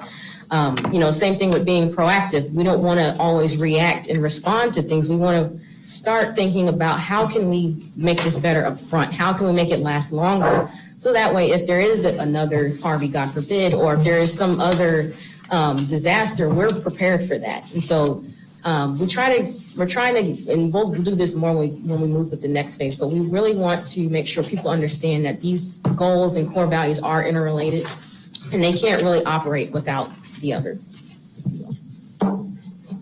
Yeah, I'll echo. I'll be a broken record. Amazing work. To say this is comprehensive is an understatement. Great job. I've lived here my whole life. I've certainly seen the city evolve, and I'm a father of a newly minted licensed driver, so I'm certainly scared in general for that part. But also, we are too. Yeah. So this is certainly like very top of mind to me. One of the goals I know is around innovation and being a leader. Are there any benchmarks or anything around that where it kind of shows how the city ranks amongst cities of our size? And one of the metrics was around car accidents or crashes. Is there anything that sort of staff ranks us against other cities, and how do we fare overall? Just curious. This year, that I mentioned, he did a great job of, in the beginning, he sent us the mobility plans, not only for us to review, but he had an analysis available. So I can pull that information and I can send it to you if you want to review that, but we did have that information available to us when we were able to comprise these core values and talk about what it would take to make us an innovative leader in the region. Hello, everyone. As Monique said, my name is Jeff Carlton. I'm with TEI. We've been fortunate to be working with the city and the amazing task force on this. And some of the State of Mobility report that has some of that information on it, on like crash rate comparisons or other types of mobility strategies. We also are trying to bring in best practices from across the country and the world for how, one of the things I just want to make sure you hear is Sugar Land is doing a lot of things really well. And a lot of what this plan is about is how to take something that's really good and make it great. Or I was struck by the conversation about Alan Bogart and how he's always thinking about generational leadership. So what is the next generation of investments that the city can make? And that's really something that we'll be focused on in this next phase on recommendations. But if there are specific things that you have any questions on, we're happy to dig into. Great work. Excellent work to the 23 of you that have given a lot of time during COVID. I know you have Zoom meetings, it's just not as fun. We all have been through that. But Carl, you mentioned Mina Outlaw. She's a constituent of mine, sweet, sweet woman, wheelchair bound. And when I was walking to get my position, she brought me in her house. And she said, I'll vote for you if you talk about mobility and do something for those of us that can't use all of our extremities. She is hardcore. She's a sweet, sweet woman. I'll reach out to her tomorrow to make sure she's doing okay and all that. But stay engaged with Mina is my request, because we do have handicapped individuals that are in our city, in our county, that can utilize this, and I'll remember that. And then you also mentioned, I believe it's Jim Lockwood, I think you used the word flexibility. And let's all remember as we move forward, whatever we do should be flexible to adapt to the next new norm.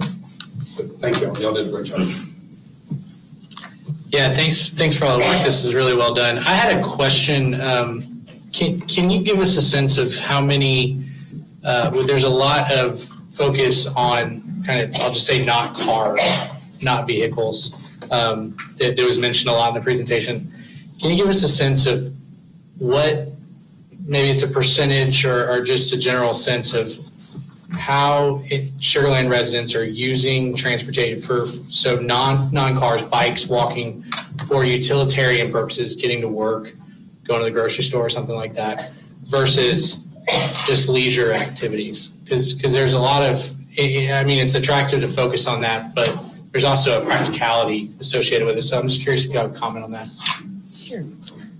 Well, we have the data. It's available in the State of Mobility, but yes, a majority are driving to work. And I also want to make sure that, although we're emphasizing pedestrian, bicycle, and other modes, that's not the only thing we're going to focus on through this process. I guess to put it in perspective, we as a city and just in general in the U.S. have always focused on, building infrastructure for cars, the 1950s and 60s, the highway system. And so it's coming to the point where we have that infrastructure available for the vehicles, no matter how congested it is, the infrastructure is there. Now we're looking at going beyond that, including also pedestrian and bicycle infrastructure as well. But as far as commute trips, those are primarily cars. They're drives. I believe it was like 89%. Yeah, it's in the 80 percentile. I'm just going to add, one of the challenges of transportation often is the only thing that really gets measured on use is commute trips. And particularly in the Houston region, we have a very high percent of commute trips by cars because we're fairly distributed, even Sugarland, but sort of where the jobs are. Very few families both live and work with the full family in Sugarland. So we recognize that is incredibly important. We want to continue. I think the thing that I've heard through this conversation with the community is that's where the vast majority of the investment has also gone. And so it's not, it's like how do you layer on top of that the additional ability for people to walk, bike, use transit, or get around in a variety of different ways without losing that, the great investment that is where it is. It's how to get to that sort of next level. But yeah, you're right. The current primary use is vehicles, and a lot of that has to do with the historic investment in infrastructure has been for vehicles. Can I give you a personal experience? Sure. So, as I mentioned before, I run. So, as many mornings I do run, I've actually run into multiple people going to work. I mean, I'm not sure if they were actually citizens of Shoreline, but they were on the sidewalks. And this gentleman was actually having an issue with his bike. So I actually got him to my house, and we started talking. We started talking about, his work, and what he was doing. He was actually telling me he was going to work. And I said, well, how do you get to work? Because I know the path that he's taking. He told me where he's actually going. And he said he actually had issues with some of those areas because there's gaps. There's gaps in certain areas where there's no sidewalks or no safe passage. And that got me thinking, the fact that it's not the fault of what we're doing. It's really based on what we're trying to do as part of the mobility. And again, I recognize that it's not just bike, all about other modes of transportation as well. But it got me thinking, when I met with this gentleman, he actually got me thinking more and more about on that level of just like you mentioned, outside of leisure, what I was doing, how he was going to maintain his livelihood. It sounds like y'all are driving toward a kind of both and. It's not either or. So, okay. Thanks. Well, kudos to get to this point with 22, 23 committee members. So that's great. I'm a car guy, and I think Sugarland's done a great job with automobiles. I mean, during the construction of 6, I would take 6 over the side streets any day because, you get the right speed, you go through those lights, no problem. But with in 90 as well, and we've got some, and immediately I thought of the barriers that we have in this town. The natural barrier, Brazos River, the railroad. We've done a good job with the traffic of the railroad, but, with the other modes, we've got to cross the railroad. US 59, 69, State Highway 6, 98. I mean, those are major barriers, not so much for cars or autos, but for the other modes that that needs to be in consideration. Okay, well, I would like to thank Ho-Jin and Carla, the rest of the task force and staff for all of your hard work to date on the mobility issues. And I had a question. Now, the $500,000 for the mobility master plan, is that strictly for consulting fees? Yes. Okay, sounds like a lot of money, but I know it's also a lot of time. I shared the opportunity to participate in the survey on my Facebook page. which resulted in me getting feedback from some constituents. And I hope that they also passed it on to the survey and not just called me about it. But anyway, I'm going to pass along some of the comments that I got. They said that there was a question about the condition of sidewalks in their neighborhood and the on-street bicycle infrastructure. And they said, are you satisfied with it? And they had said, no, we're not satisfied with it. But they told me that, at least I said, these people that happened to call me, they said they weren't, I answered no, because they were very dissatisfied with the conditions of the sidewalks, but they weren't dissatisfied with the on-street bicycle infrastructure. But since it was combined, they said no. And then I got a couple more comments. They said, we're referencing what we talked about tonight. 90% of Sugarland workers live outside the city, and 38% of Sugarland workers live elsewhere in Fort Bend County. So since we are using our vehicles so much for I said for work, business, getting kids to school, running errands and stuff like that, they don't want to sacrifice vehicle mobility for, say, the addition of bike lanes and that's kind of stuff. They felt like there was a really overemphasis on walking and bikes, for leisure, and an underemphasis on vehicle mobility. Now, of course, I'm a big walker and cyclist myself, so I'm passing on some comments here. And back on the inclusive and accessible, I know we want to make sure that our seniors, disabled, people without driver's license have a way to get around. And I got some feedback that, we have a wonderful program with Trek Express. They'll come and pick you up for $1 and take you where you need to go, and which is a really, really great program. And Sugarland helps fund that. And if you need to get to the medical center, it's more than $1, and it's a little bit more, but and I think a connection. But you can even still get down to the medical center. And they said that this is such a wonderful resource for, I said, seniors who don't want to drive and people who can't drive for whatever reason. And they feel like it's, I guess, a lot of people don't know about this resource. And they were thinking that a lot of people are going to say, these groups are being underserved because they simply don't know about this wonderful program that we have with Trek Express. And then I guess there was some sort of a sub-question someplace on the survey about micromobility. So I got feedback. This is not downtown Austin, and so we don't want to have shared scooters or bikes around. Others got some concerns that this was a way to bring Metro into the city, and they don't want Metro. Which I agree with this one. I do agree with this. There's no sidewalk on one side of Sweetwater between Colony Meadows and Clements High School, which is between Greystone and Elkins, and they're concerned about that from a safe route to school. And I said, and I brought that up myself.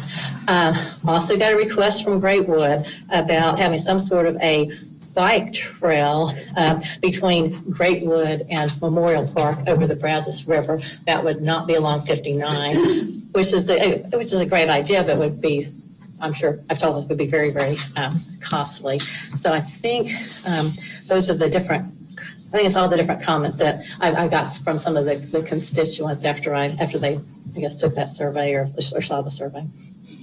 Mayor, if we could, just because we're trying to, if we could, do you have any concerns about where we're at in this process? We understand kind of the feedback you've gotten, but yourself, any concerns about where we're at right here moving forward? Yeah. I'm okay. I just wanted to make sure. I thought that's a good opportunity to pass information on to everybody while everybody's here in one place. Perfect. Thank you. Mayor, do you mind if I address some of them? Just real quick, some of the feedback?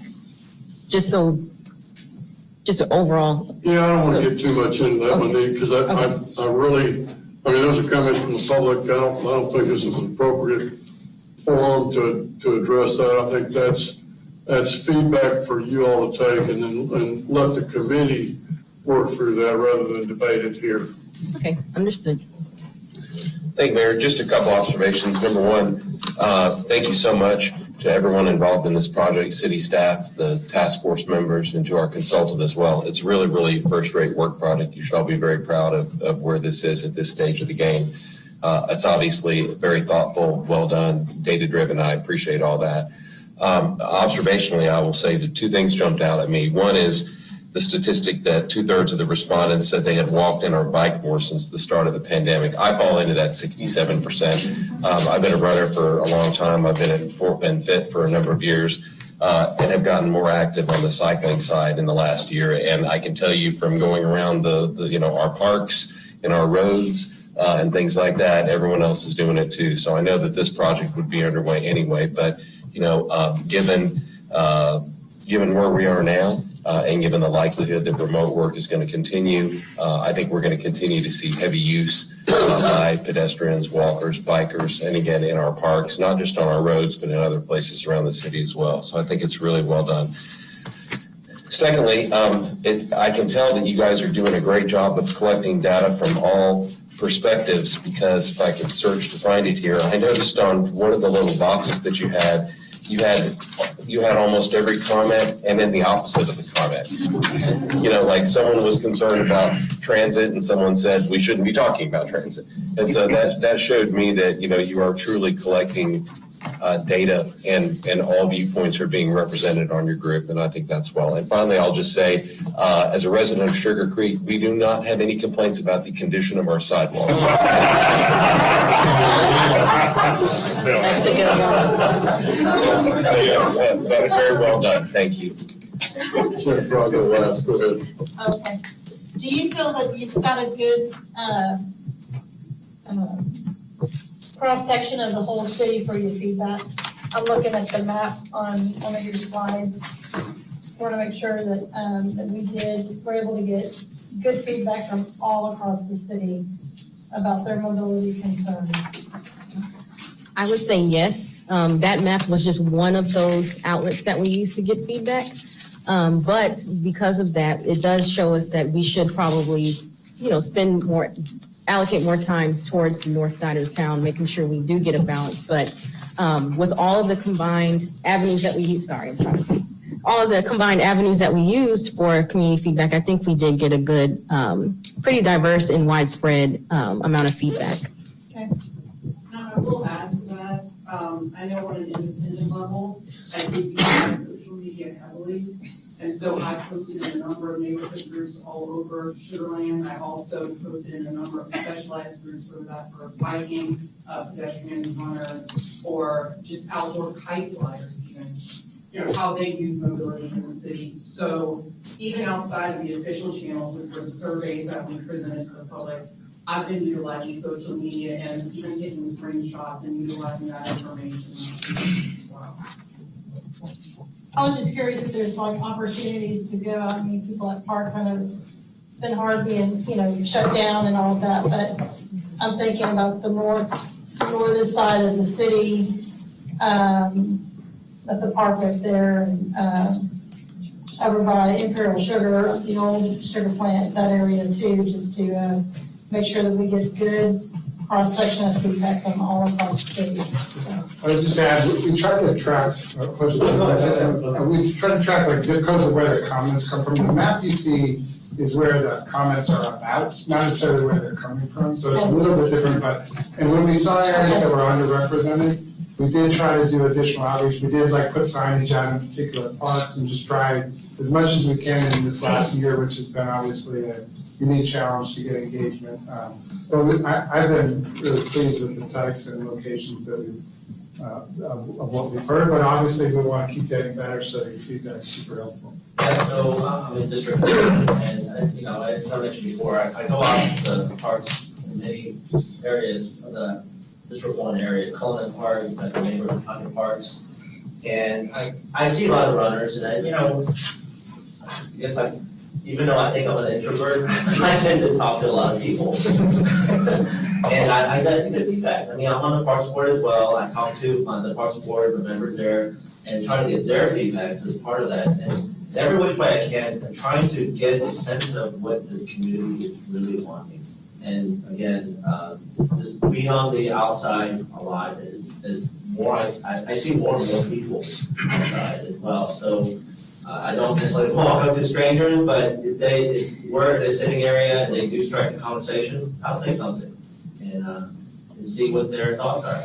And it's all the truth, but I don't, this is a big look, random strangers, if they engage, I will engage back. Well, I just want to thank everybody for their time that you volunteer to sit down and talk about these things and do all of your research. It really is a labor of love to our city. to make us the very best. So I just want to say I really appreciate the time and effort you put into this. Stuart? Well, I want to add my voice to the chorus of gratitude and admiration for the work that you've done, and to say that I'm in complete concurrence with the goals that you presented tonight. So thank you. Yeah, I'm in that camp as well. I would like to add a couple of comments, though. First of all, back in the day, I can remember being on church building committee or 4, and I know what it's like to sign on and then be in for 4 years. So we appreciate your time. So there's that. Great job. I see the goals as well defined and appropriate, and I think you are on an effective, on a good path to deliver. Some of them, though, I don't know how you can improve on what we already have. One jumps out, strengthens Shoreline's position as innovative mobility leader that sets the standard for quality of life and thriving economy. I mean, any of you that have been through 101, you've seen the transportation center and the call center and all that stuff. And we make changes real time in this town, and that's not too many, not too many towns can do that.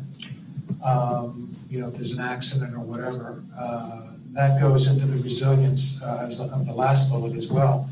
Resilient mobility network, environmental, social, and economic changes over time.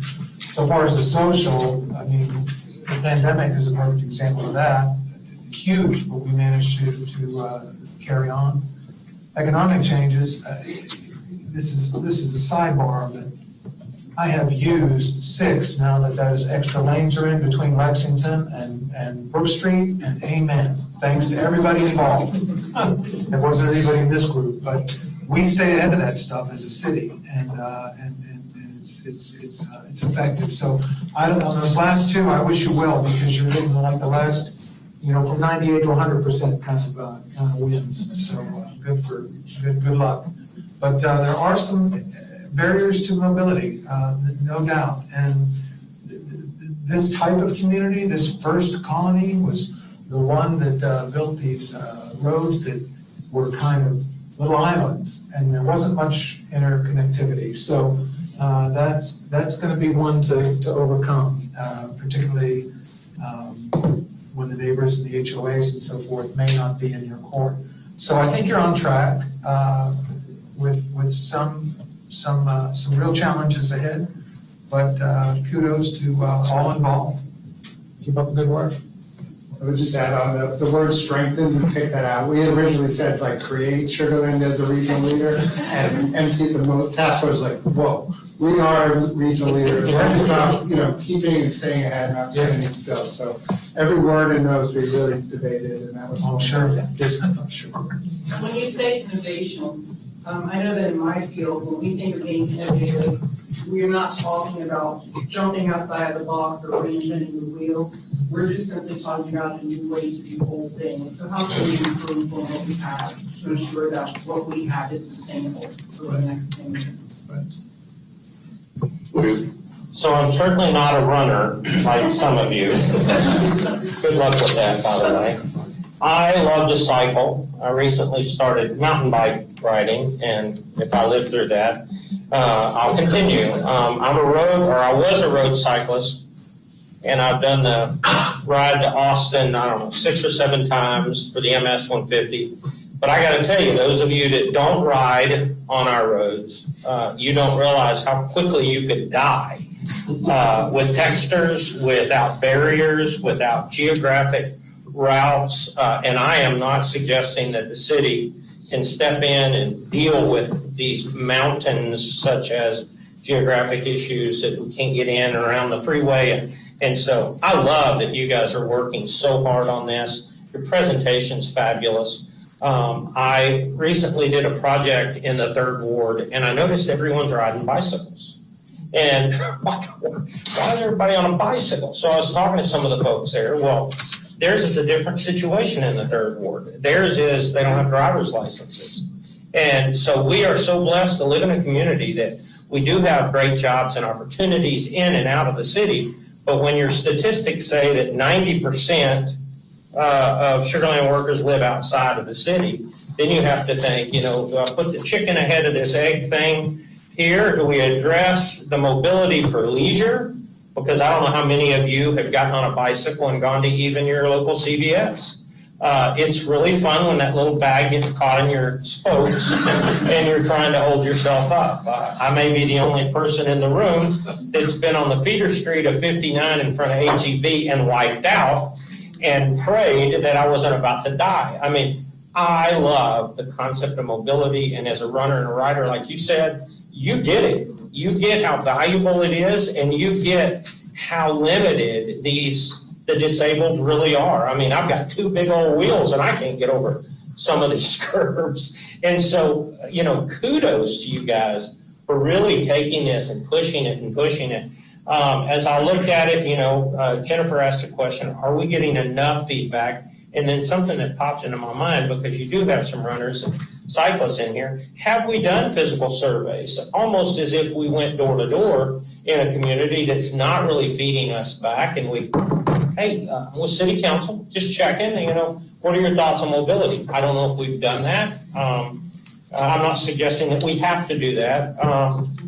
And so sort of as we get into the end of this, and I think it was Taylor that brought it up, but as we were talking about, how many people really stay here and how do we, I think it becomes a priority to our residents and our workers. They're telling us in their lifestyles, hey, we don't plan to ride to and from work because we work in a medical center and we love living in Sugarland. We can't get a bike route that's safe that long. It's not going to happen. But to my Greatwood neighbors, God bless you all. I've ridden over the Brazos River right way and wrong way. Don't tell the police chief. And it's the way I get there. And when we do century rides, we take University all the way to Missouri City and back, and we spend the whole day, literally, all over Sugarland, riding 100 miles in a day. We just ride everywhere. And there are some places I won't go back because you don't know if you'll live. And so anyhow, keep up the work, keep us safe, keep our disabled neighbors, keep giving them opportunities to get out. I'm 100% with you. All right. I'm going to echo on and then go on. You guys presented to us a couple of months back on planning and zoning and told us about the program Rise and Walk. So I got to do 2 of them. And like William, and I've done some of them beforehand, and I think Jennifer has even heard me complain about the lack of mobility in our area. It is dangerous, and you know where I live and where I work. I've ridden my bike to work in Shoreline, except I had to cross 59 and Highway 6 to get there. I did it once, and swore I'd never do that again. That was an absolute miserable experience. One of the things that concerns me as we go forward with this is that the survey was very, very long. And I know that my daughter is one, and she said that some of her classmates or something, because she took it, she's a junior at one of our local schools. Some of her classmates went to go take it in class, and they got to a point where it was 15 minutes into the survey, and they're like, we got to get back to classwork. We can't keep doing this. How many people started the survey and abandoned it? I'm glad you asked that, because one of the benefits of social media is that people did comment that exact sentiment. It's too long, but the best thing about social media is that maybe they won't finish the survey, but they will post a dissertation in the comments section. So you can feedback whether they complete the survey or not. I did take that into account. We did discuss that, but you're right, we did get a lot of feedback about the survey being too long and being a little bit ambiguous in certain areas, but whether they comment on the survey, they will comment in this comment section on social media and we hear them, and you've taken that into account. All right, thank you. You talked a little bit about this isn't where we stack rank, but we're talking about an innovative approach that's a blended approach. Not where we stack rank, but I've lived in other parts of the country. I've lived in other parts of the world. I've lived in Europe for a couple of years. Are there 2 or 3 cities that you say, they do this very well and we want to incorporate parts of that, or they do this very well and we want to incorporate, Commissioner Brown was just in Colorado, right? Fantastic, 19th Street in Denver, just absolutely incredible pedestrian area. We were just in DC visiting for colleges with my daughter. There's some incredible pedestrian stuff in DC. I'm remembering trips to The Hague, where if you want to talk about incorporating bicycles and the streets, the Dutch do it better than anywhere else I've ever seen it in the world. But there's different things about their success that I haven't seen in this, and one of them, and the reason I ask this question, it's a loaded question, so understand that. I keep seeing things about share the road and fixing sidewalks next to the road. But what those cities that I've always viewed as being successful do is they don't share the road. The road is for cars, the bike lanes are for bikes, and the walking paths are for people to walk in. Even so much that when I did visit our friends that lived in The Hague, we were able to just go on this little booze cruise bike tour. I mean, it was awesome. Never touched the road. Never crossed traffic. The whole thing. Went 5 miles around The Hague, never crossed traffic. I have lived a life where we walked to the grocery store every time because you couldn't park at the grocery store. So you had to carry home your groceries about 3/4 of a mile. I dare say my nearest HEB is 2.5 miles. Kroger's a little bit further away. There is no way in hell I'm walking to the grocery store tomorrow to bring home food for 2 high school kids and my wife, and then me walking from HEB. So having the cars on the road and the people on paths and the bikes and bike lanes, I think is something that I haven't seen addressed. And what I keep seeing is sharing the road and wiping out in 59 and how dangerous it is to run on the sidewalks because they're not, say for the wheelchairs can't access the sidewalks and it's dangerous for them to go up and over. I didn't see that part addressed in there. So that's kind of the 2-pronged question. Who are you emulating? Who's your hero cities? And then are we looking at doing just what some of those hero cities that I mentioned do and not share the road? You want me to tell you for it? Yeah, go there. Sorry, I can start boxing a little bit there. No, so this next phase, when we do those strategies and recommendations, we're gonna have to answer those questions. We're gonna have to figure out what is it Sugar Land wants. Because there's so many ways you can share the road. You can have your travel lane with the cars, you can have your bicycle lane, you can have your sidewalk. But is that right for Sugar Land? Is it right in certain areas of Sugar Land? You can also have those wider side paths where you can accommodate both walking and biking off the travel lane. So there's really going to be a lot of discussion, and we as a city are going to have to decide what works for Sugar Land and what areas do certain things work, because certain things may work in town square or town center area that may not work in First Colony, or it may not work in the north side near Imperial. So we're gonna, this next phase is really diving deep into some of those questions and figuring out what's appropriate for Sugar Land.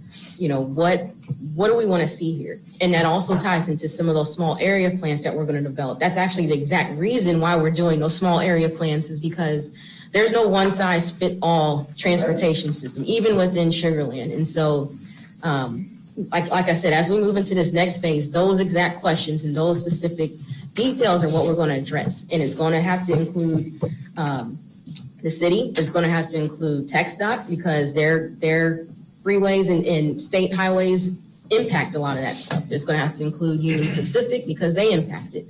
And so, even the Brazos River impacts it, of course. And so this is where we start really diving deep into that exact thing and start engaging those technical advisors, what we call them. This is where we start engaging the school districts even more with developing a safe routes to school program and addressing a lot of those things that will accommodate those routes to school. And so it's really going to be a lot of work, a lot of conversations, a lot of prioritizations, and a lot of trade-offs in those discussions. And so that's pretty much what we'll be transitioning to in this next phase of the project.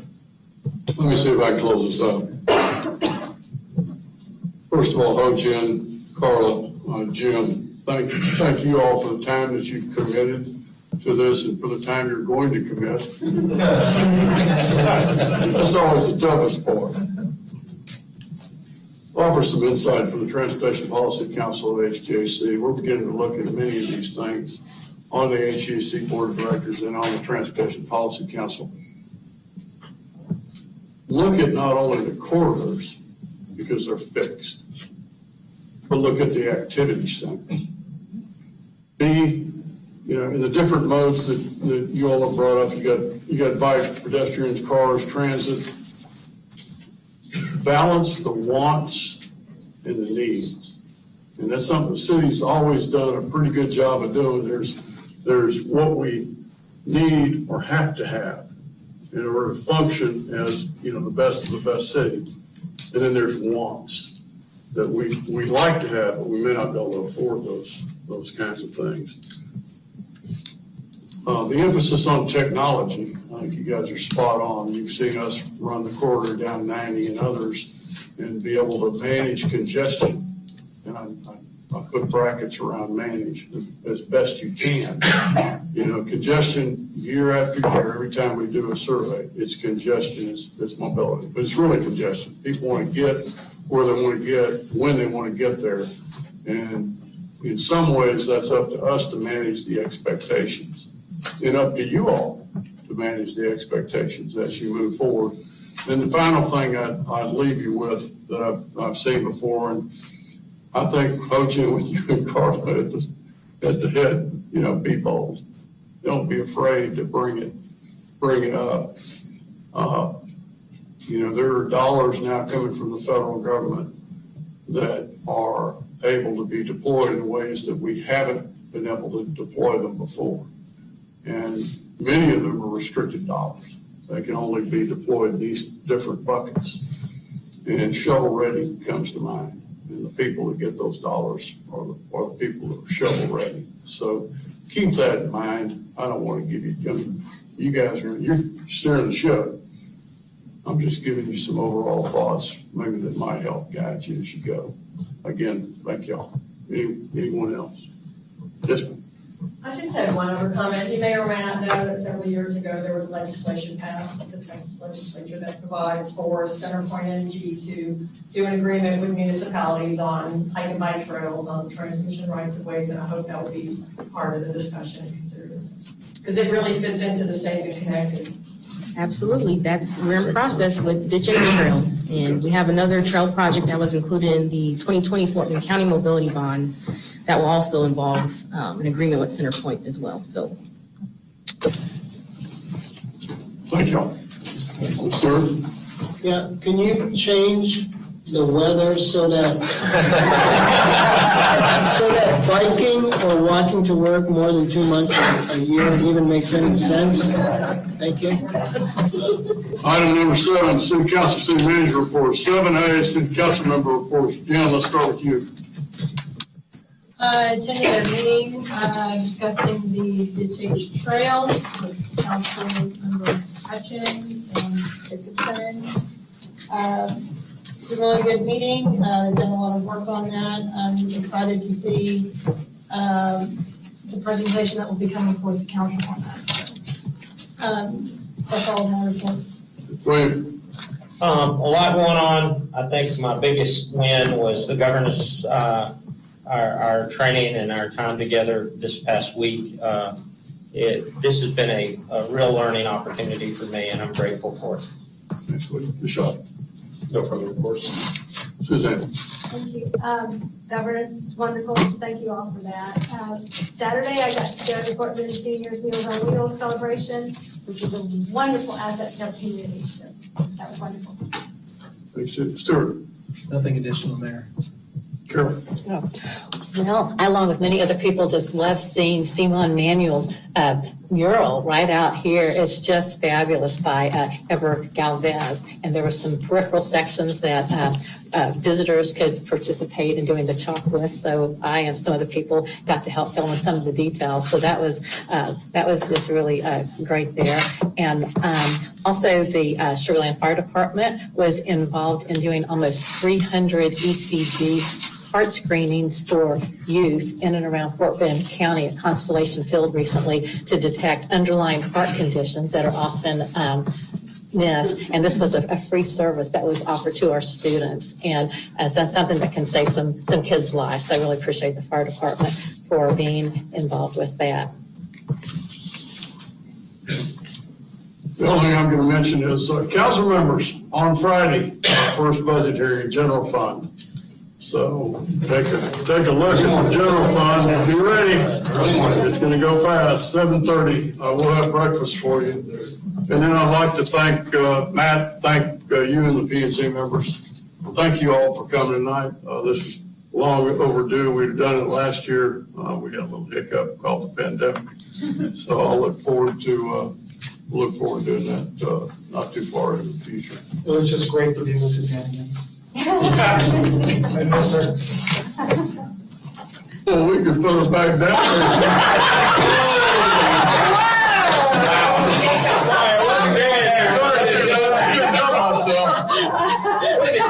there.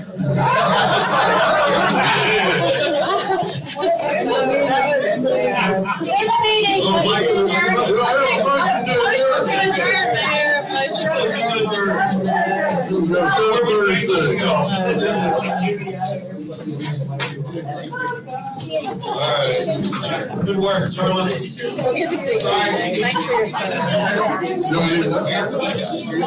for your